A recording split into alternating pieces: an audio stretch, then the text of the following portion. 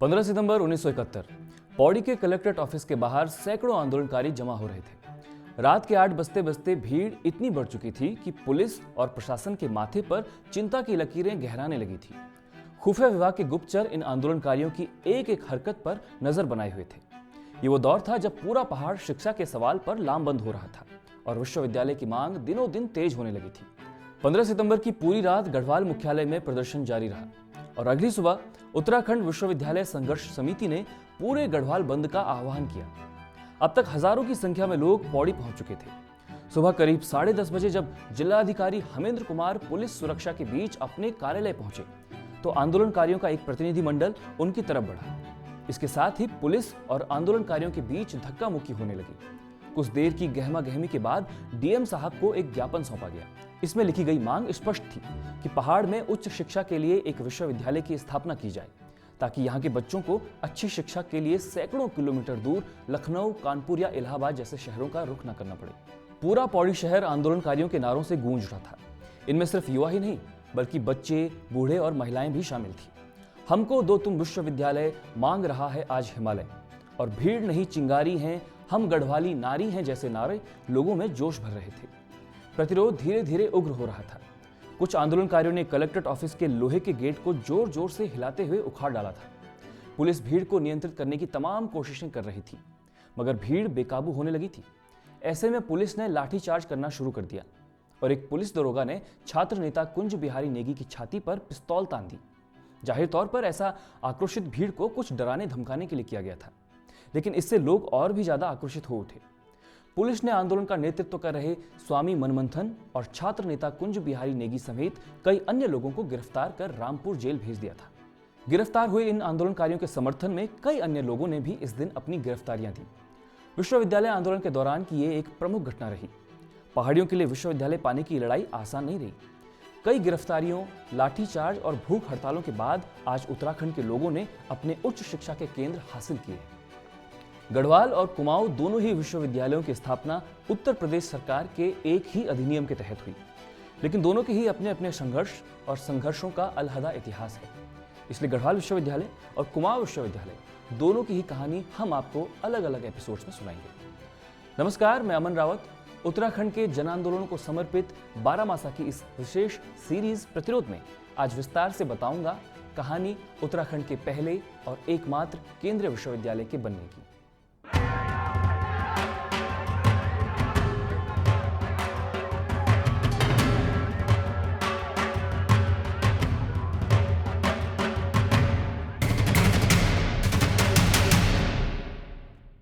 साल 1960, देश को आजाद हुए एक दशक से ज्यादा का समय बीत चुका था, लेकिन पूरे गढ़वाल क्षेत्र में अब तक एक भी महाविद्यालय मौजूद नहीं था।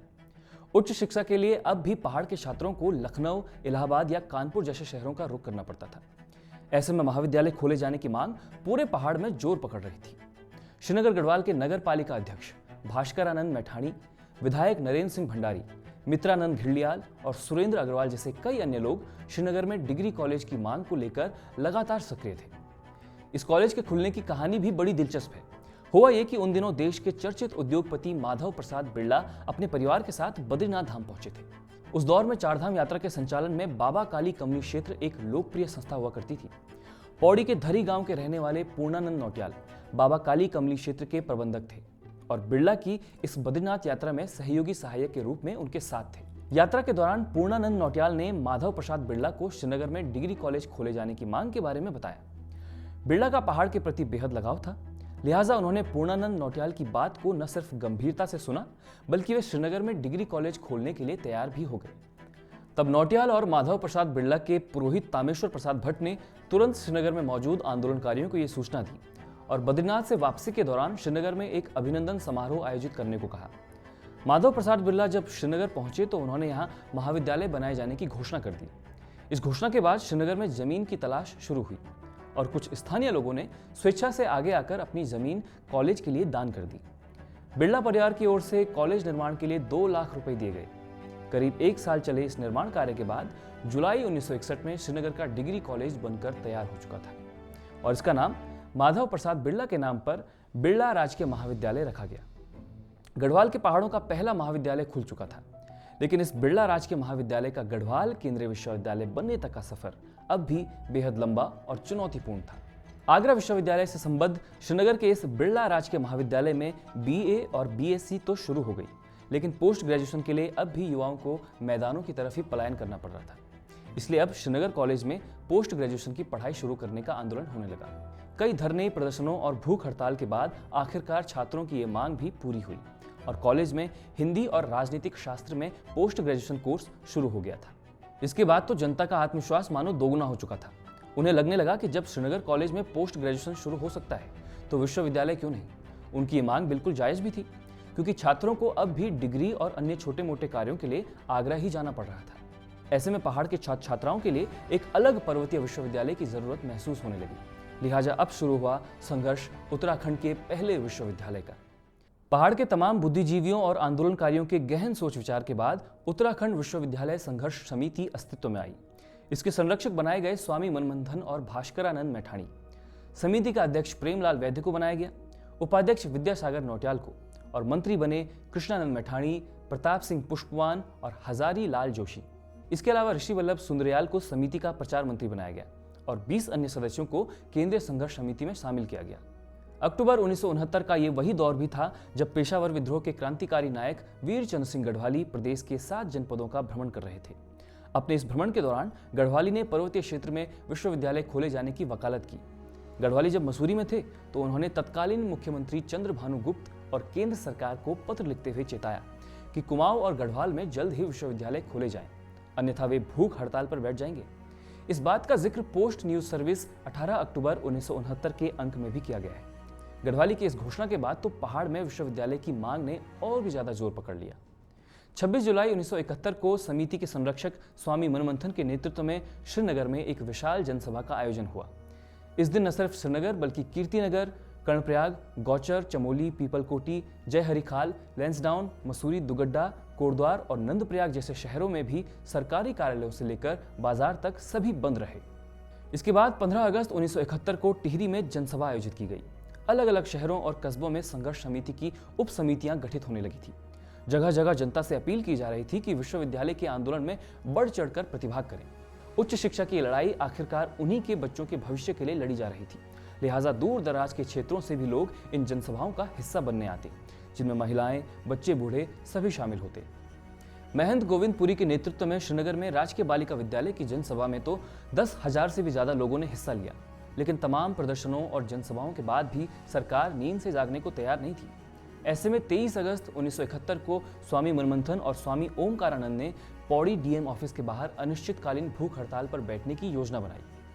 समिति के अन्य सदस्यों के नेतृत्व में करीब 10,000 लोगों ने पूरे पौड़ी शहर में नारेबाजी कर जुलूस निकाला। दुकानें, ऑफिस, स्कूल समेत पूरा पौड़ी शहर एक बार फिर से बंद था। स्वामी मनमंथन और स्वामी ओमकारानंद की भूख हड़ताल जैसे जैसे आगे बढ़ रही थी, लोगों का आक्रोश भी इसके साथ साथ बढ़ता जा रहा था। 29 अगस्त 1971 को फिर से विशाल प्रदर्शन हुआ। प्रशासन भी लगातार सख्त होता जा रहा था और श्रीनगर एवं पौड़ी में धारा 144 लागू कर दी गई। उधर भूख हड़ताल पर बैठे दोनों आंदोलनकारियों की सेहत बिगड़ती जा रही थी। ऐसे में 2 सितंबर 1971 को जनता के आग्रह पर उन्होंने भूख हड़ताल खत्म कर दी। लेकिन इससे जनता के हौसलों में कमी बिल्कुल नहीं आई। कई नेता भी जनता की जायज मांग का समर्थन कर रहे थे। मसलन मध्य प्रदेश के पूर्व शिक्षा मंत्री डॉक्टर महेंद्र कुमार मानव जब चारधाम यात्रा पर आए तो उन्होंने भी उत्तराखंड विश्वविद्यालय की मांग का समर्थन किया। लिहाजा सरकार पर दबाव बढ़ता जा रहा था। 16 सितंबर 1971 के दिन उत्तर प्रदेश विधानसभा में 23 विधायक श्रीनगर में विश्वविद्यालय की मांग के लिए कार्य स्थगन प्रस्ताव भी लाए थे। ये वही दिन था जब पौड़ी में हुए एक विशाल प्रदर्शन के चलते छात्र नेता कुंज बिहारी नेगी और स्वामी मनमंथन को गिरफ्तार कर रामपुर जेल भेज दिया गया था। उनकी रिहाई के लिए एडवोकेट हुकुम सिंह नेगी ने पौड़ी के डीएम ऑफिस के बाहर भूख हड़ताल शुरू कर दी थी। इसके बाद तत्कालीन मुख्यमंत्री कमलापति त्रिपाठी ने आंदोलनकारियों की रिहाई के आदेश जारी किए। एक तरफ विश्वविद्यालय आंदोलन लगातार तेजी पकड़ रहा था, तो दूसरी तरफ इस आंदोलन को कमजोर करने के लिए सरकार तमाम हथकंडे अपना रही थी। विश्वविद्यालय की जगह को लेकर ऐसे शगुफे छोड़े जाते थे कि गढ़वाल और कुमाऊं के बीच मतभेद पैदा किए जाए। तत्कालीन वित्त मंत्री नारायण दत्त तिवारी ने तो एक पत्रकार सम्मेलन में अपनी सुविधा अनुसार उत्तराखंड विश्वविद्यालय की घोषणा भी कर दी थी। हालांकि ये सिर्फ एक हवाई घोषणा भर ही थी जो कभी धरातल पर उतरी नहीं। इसके अलावा एक खबर यह भी चलाई गई कि प्रधानमंत्री ने नैनीताल में विश्वविद्यालय के लिए 80 लाख रुपए का बजट जारी किया है। तब स्वामी मनमंथन ने इन तमाम बातों पर कहा था, गढ़वाल और कुमाऊं का विकास तब तक संभव नहीं हो सकता जब तक कि उच्च शिक्षा का प्रसार नहीं होता। विश्वविद्यालय को लेकर गढ़वाल और कुमाऊं में विभेद पैदा करने के प्रयास सहन नहीं किए जाएंगे। पहाड़ की जनता को अब समझ आने लगा था कि सिर्फ एक विश्वविद्यालय की मांग ही गलत है। गढ़वाल और कुमाऊं के लिए दो अलग अलग विश्वविद्यालयों की जरूरत है, जिससे ना ही कुमाऊं और गढ़वाल की जनता के बीच आपसी मतभेद हो और ना ही सरकार हर बार जगह के चुनाव को लेकर जनता को गुमराह कर सके। प्रदेश की जनता अब एकजुट हो चुकी थी। जनवरी 1973 को गढ़वाल और कुमाऊं की समस्त जनता ने विश्वविद्यालय संशोधन अधिनियम को लेकर दिल्ली कूच की योजना बनाई। दिल्ली पहुंचकर वे प्रधानमंत्री इंदिरा गांधी, कांग्रेस अध्यक्ष डॉक्टर शंकर दयाल शर्मा, पंडित उमा शंकर दीक्षित, संचार मंत्री हेमवती नंदन बहुगुणा और प्रसार मंत्री इंद्र कुमार गुजराल से मिले। प्रतिनिधि भगवती प्रसाद कोटनाला ने गढ़वाल और कुमाऊं में दो अलग अलग विश्वविद्यालय खोले जाने की बात कही। इसके बाद फरवरी 1973 में संघर्ष समिति ने मुनि की रेती में 2 दिन का विशाल सम्मेलन आयोजित किया। इसमें गढ़वाल और कुमाऊं के तमाम बुद्धिजीवियों ने अपने विचार रखे और पहाड़ की जनता को एकजुट किया। इस दौरान इंदिरा गांधी का श्रीनगर दौरा भी अहम माना जाता है, जब वो श्रीनगर में GINTI मैदान में एक सभा को संबोधित करने वाली थी। मगर विश्वविद्यालय संघर्ष समिति के सदस्यों ने साफ साफ कह दिया था कि जब तक विश्वविद्यालयों के निर्माण को लेकर कोई निर्णय नहीं ले लिया जाता, तब तक उनकी सभा का विरोध किया जाएगा। ऐसे में तत्कालीन केंद्रीय संचार मंत्री हेमवती नंदन बहुगुणा की सलाह पर संघर्ष समिति के 7 आंदोलनकारियों और इंदिरा गांधी की वार्ता श्रीनगर स्थित SSB बटालियन परिसर में हुई। बहुगुणा के साथ साथ इस वार्ता में उस वक्त के CM कमलापति त्रिपाठी और KC पंत भी शामिल थे। वार्ता खत्म हुई और कुछ देर बाद प्रधानमंत्री इंदिरा गांधी GINTI मैदान में भाषण दे रही थी। इसी दौरान उन्होंने गढ़वाल विश्वविद्यालय और कुमाऊं विश्वविद्यालय की घोषणा कर दी। आखिरकार अप्रैल 1973 में उत्तर प्रदेश सरकार ने गढ़वाल और कुमाऊं में विश्वविद्यालय की स्थापना के लिए जरूरी प्रक्रियाओं की शुरुआत कर दी। गढ़वाल विश्वविद्यालय के लिए दिल्ली में शिक्षा विभाग के भूतपूर्व निदेशक रहे BD भट्ट को स्पेशल ऑफिसर ऑन ड्यूटी नियुक्त किया गया। 15 जून 1973 को प्रदेश में राज्यपाल ने विश्वविद्यालय अध्यादेश जारी किया, जिसमें गढ़वाल और कुमाऊं विश्वविद्यालय की घोषणा कर दी गई। दोनों ही विश्वविद्यालयों के शुरुआती बजट के तौर पर 5-5 लाख रुपए स्वीकृत हुए। 13 सितंबर 1973 के दिन उत्तर प्रदेश विश्वविद्यालय अधिनियम 1973 को राष्ट्रपति की स्वीकृति मिल गई। अंततः 23 नवंबर 1973 को उत्तर प्रदेश सरकार ने अधिसूचना जारी कर विज्ञप्ति द्वारा नैनीताल में कुमाऊं विश्वविद्यालय और श्रीनगर में गढ़वाल विश्वविद्यालय खोले जाने की घोषणा की। Doctor BD Bhatt Garhwal university के और doctor DD Pant Kumaon university के पहले कुलपति नियुक्त हुए। नियुक्ति के बाद जब देहरादून में रोटरी क्लब में भट्ट का स्वागत किया गया, तब उन्होंने कहा, न्यू यूनिवर्सिटी हैज बॉर्न।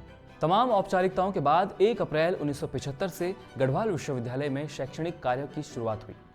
वक्त के साथ साथ छात्रों की संख्या बढ़ती गई और साल 1979 तक यहाँ छात्रों की संख्या करीब 25,000 हो चुकी थी। 11 मई 1979 को गढ़वाल यूनिवर्सिटी का पहला दीक्षांत समारोह आयोजित हुआ। इसकी अध्यक्षता तत्कालीन राज्यपाल GD तापसे ने की और मुख्य अतिथि के रूप में केंद्रीय मंत्री हेमवती नंदन बहुगुणा ने अपना अभिभाषण दिया। इस दीक्षांत समारोह में बहुगुणा को डॉक्टरेट की मानद उपाधि दी गई, जिसके करीब 1 दशक बाद ही अप्रैल 1990 से गढ़वाल विश्वविद्यालय का नाम हेमवती नंदन बहुगुणा के नाम पर रख दिया गया। उत्तराखंड में छात्र छात्राओं के लिए गढ़वाल विश्वविद्यालय उच्च शिक्षा के क्षेत्र में मील का पत्थर साबित हुआ। अपनी इन अभूतपूर्व उपलब्धियों के कारण 15 जनवरी 2009 को हेमवती नंदन बहुगुणा गढ़वाल विश्वविद्यालय को केंद्रीय विश्वविद्यालय का दर्जा मिला और इस तरह श्रीनगर गढ़वाल के स्थानीयों द्वारा दी गई जमीनों पर शुरू हुए बिरला राज के महाविद्यालय ने उत्तराखंड के एकमात्र केंद्रीय विश्वविद्यालय बनने तक का सफर तय किया। 19 नवंबर 2023 को गढ़वाल विश्वविद्यालय अपनी स्थापना के 50 वर्ष पूरे कर लेगा। कभी मात्र 2 कमरों से शुरू हुआ गढ़वाल विश्वविद्यालय आज अपने बेहतरीन इंफ्रास्ट्रक्चर और भव्य कैंपस के लिए जाना जाता है। आज यहाँ न सिर्फ देश के अलग अलग कोनों से बल्कि विदेशों से भी छात्र पढ़ने एवं शोध हेतु पहुँचते हैं। अब तक 20 लाख से भी ज़्यादा छात्र गढ़वाल यूनिवर्सिटी से डिग्री ले चुके हैं। प्रदेश के 3 मुख्यमंत्री रमेश पोखरियाल निशंक, त्रिवेंद्र सिंह रावत और तीरथ सिंह रावत गढ़वाल विवि से ही पढ़े हुए हैं। यूपी के CM योगी आदित्यनाथ ने भी गढ़वाल यूनिवर्सिटी से ही शिक्षा हासिल की है। UGC के पूर्व चेयरमैन धीरेन्द्र कुमार, NCERT के वर्तमान निदेशक Dinesh Saklani, national physical laboratory के पूर्व निदेशक दिनेश अश्वाल और भी न जाने कितने नाम हैं जो गढ़वाल यूनिवर्सिटी के छात्र हैं। गढ़वाल यूनिवर्सिटी अब तक देश को 20 से भी ज़्यादा IFS दे चुका है। आप भी अगर गढ़वाल यूनिवर्सिटी के छात्र रहे हैं या अभी हैं, तो आपके भी इससे जुड़े कुछ दिलचस्प किस्से ज़रूर होंगे। कमेंट बॉक्स में अपने ये किस्से हमसे शेयर जरूर कीजिएगा और कार्यक्रम पसंद आया हो तो वीडियो को लाइक और शेयर करने के साथ ही चैनल को सब्सक्राइब जरूर कीजिएगा। जल्द मिलेंगे एक नए एपिसोड में। जुड़े रहें बारामासा।